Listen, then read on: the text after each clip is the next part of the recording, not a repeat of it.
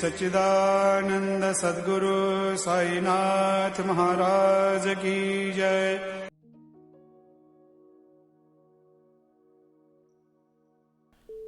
Shri Sai Satcharitra, Chapter 20. Das Ganu's problem solved by Kaka's maid-servant. In this chapter, Hemadpant describes how Das Ganu's problem was solved by Kaka Sahib Dikshit's maid-servant. Preliminary. God was originally formless. He assumed a form for the sake of bhaktas. With the help of Maya, he played the part of an actor in the big drama of the universe. Let us remember and visualize Shri Sai. Let us go to Shirdi and see carefully the program after the noon Aarti. After the Aarti ceremony was over, Sai used to come out of the masjid and, standing on its edge, distribute Udi to the devotees with very kind, gracious and loving looks. The bhaktas also got up with equal fervor, clasped his feet and had the bliss of Udi. Baba passes handfuls of Udi into the palms of the devotees and marked their foreheads with Udi with his own hands. The love he bore for them in his heart was boundless. Then he addressed the bhaktas, "O Bhau, go home to take your lunch. You Anna, go to your lodgings. You Bapu, enjoy your meal." In this way, he accosted each and every devotee and sent them home. Even now, you can have the pleasure of these sights if you bring into play your imagination. Now, bringing Sai in our mental vision, let us meditate on him from his feet upwards to his face, prostrating before him humbly, lovingly, and reverentially. Isha Upanishad. Das Ganu once started to write a Marathi commentary on the Isha Upanishad. Let us first give a brief idea of the Upanishad before proceeding further. It is called Mantropanishad as it is embodied in the mantras of the Vedic Sanhita. It constitutes the last or the 40th chapter of Vajasaneyi Sanhita, Yajurveda, and it is therefore called Vajasaneyi Sanhitopanishad. Being embodied in Vedic Sanhitas, this is regarded as superior to all other Upanishads, which are in the Brahmanayaks and Aranyaks, explanatory treatises on mantras and rituals. Not only this, other Upanishads are considered to be commentaries on the truths mentioned briefly in the Isha Upanishad. For instance, the biggest of the Upanishads, which is the Brihadaranyaka Upanishad, is considered by Pandit Satwalekar to be a running commentary on the Isha Upanishad. Professor R.D. Ranade says the Isha Upanishad is quite a small Upanishad, and yet it contains many facts which show an extraordinary piercing insight. Within the short compass of 18 verses, it gives a valuable mystical depiction of the Atma, a description of the ideal sage who stands unruffled in the midst of temptations and sorrows, an adumbration of the doctrine or Karma Yoga as later formulated. The most valuable idea that lies at the root of the Upanishad is that of a logical synthesis between the two opposites of knowledge and work, which are both required according to Upanishad to be annulled in a higher synthesis. Page 24 of the constructive survey of the Upanishadic philosophy. In another place, he says that the poetry of the Ishopanishad is a co-mixture of moral, mystical and metaphysical knowledge. From the brief description given above about the Upanishad, one can see how difficult it is to translate this Upanishad in a vernacular language and bring out its exact meaning. Das Ganu translated it in Marathi OV meter, verse by verse, but as he did not comprehend the gist or essence of the Upanishad, he was not satisfied with his performance. On being dissatisfied, he consulted some learned men regarding his doubts and difficulties and discussed it with them at great length. They did not solve them, nor did they give him any rational and satisfactory explanation. So Das Ganu was a little restless over this matter. Sadguru only competent and qualified to explain.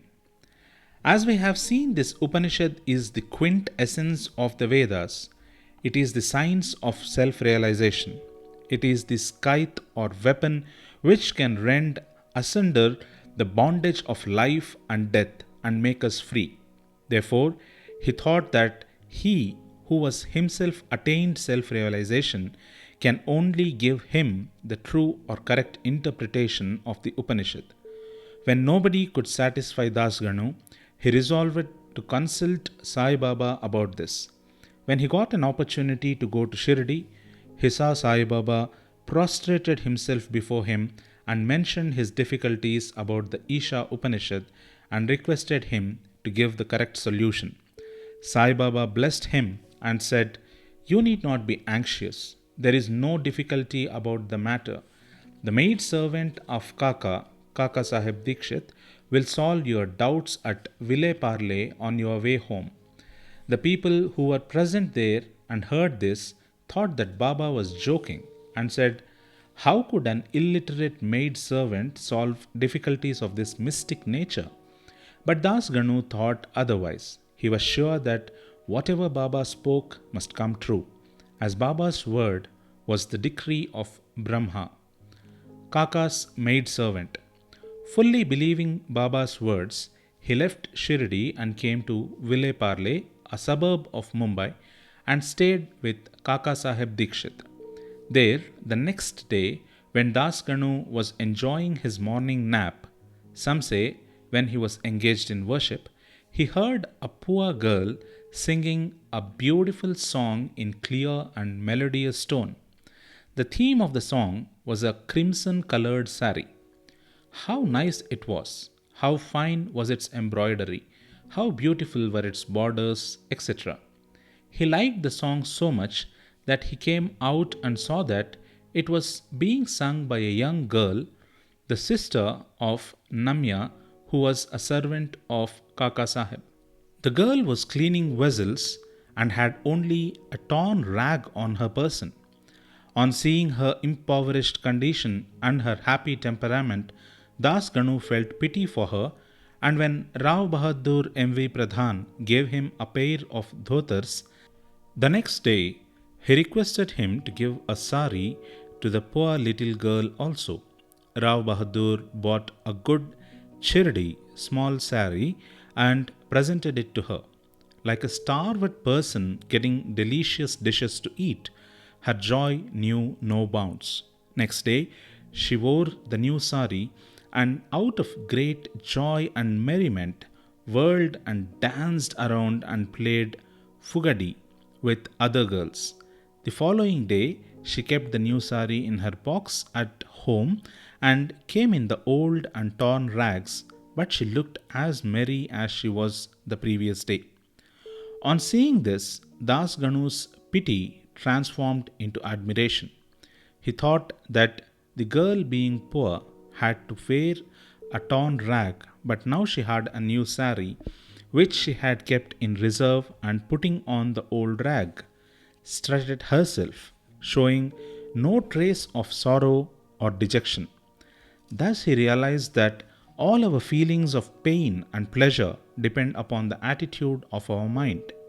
On thinking deeply over this incident, he realized that a man ought to enjoy whatever God has bestowed on him in that firm conviction that he besets everything from all sides, and that whatever is bestowed on him by God must be for his good.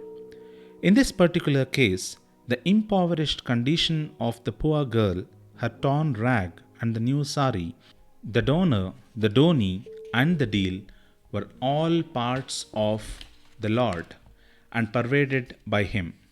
Here, Das Ganu got a practical demonstration of the lesson of the Upanishad. the lesson of contentment with one's own lot, with the belief that whatever happens is ordained by God and is ultimately good for us. Unique method of teaching. From the above incident, the reader will see that Baba's method was unique and varied. Though Baba never left Shirdi, he sent some to Machindragad, some to Kolhapur or Solapur for practicing sadhanas. To some, he appeared in his usual form, to some, he appeared in waking or dream states, day or night, and satisfied their desires. It is impossible to describe all the methods that Baba used in imparting instructions to his bhaktas. In this particular case, he sent Das Ganu to Ville Parle, where he got his problem solved through the maid-servant. To those who say that it was not necessary to send away Das Ganu and that Baba could have personally taught him, we say that Baba followed the right or best course, or how else could Das Ganu learn a great lesson that the poor maid-servant and her sari were pervaded by the Lord. Now we close this chapter with another beautiful extract about this Upanishad. The ethics of the Isha. One of the main features of the Isha Upanishad is the ethical advice it offers, and it is interesting to note that the ethics of the Upanishad are definitely based upon the metaphysical position given in it.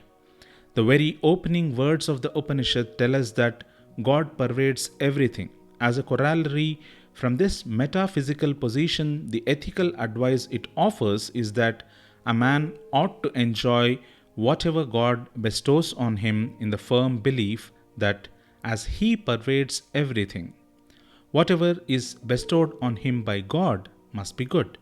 It follows naturally that the Upanishads forbids us from coveting another man's property.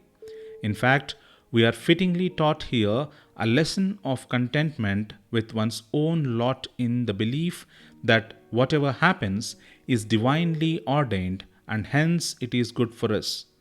Another moral advice is that man must spend his lifetime always in doing action, specifically the karmas enjoined in the Shastras, with resignation to his will.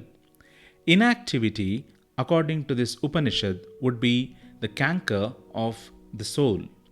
It is only when a man spends his lifetime in doing actions in this manner that he can hope to attain the ideal of Naishkarmya.